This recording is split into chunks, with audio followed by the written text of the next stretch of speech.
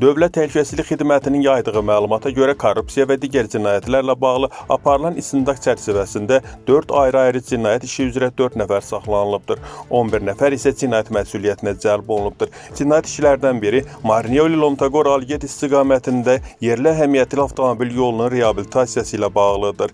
İstintaqla müəyyən edilib ki, Crosspoint MMC adından işlərin faktiki icraçıları olan 2 nəfər, şirkətin 100% pay sahibi və direktoru, eləcə də müqavilə şərtlərinin icrasına nəzarət və inspeksiya üzrə məsul olan 2 şəxs külli miqdarda dələduzluq və saxta rəsmi sənədlərin hazırlanması və istifadəsində iştirak ediblər. DTX-nin məlumatına əsasən təqsirlənilən şəxslər 15,26 km uzunluğunda yolun təmiri zamanı saxta sənədləri tərtib edərək Regional İnkişaf və İnfrastruktur Nazirliyinə məxsus 2.089.154 məbləğində vəsaiti dələduzluq yolu ilə mənimsəyiblər.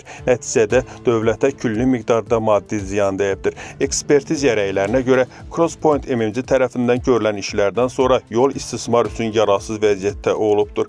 Bu səbəbdən sifarişçi yeni tender elan etməyə və yolun yenidən bərpası üçün başqa şirkətlə müqavilə bağlamağa məcbur qalıbdır. Faktla bağlı istintaq davam edir.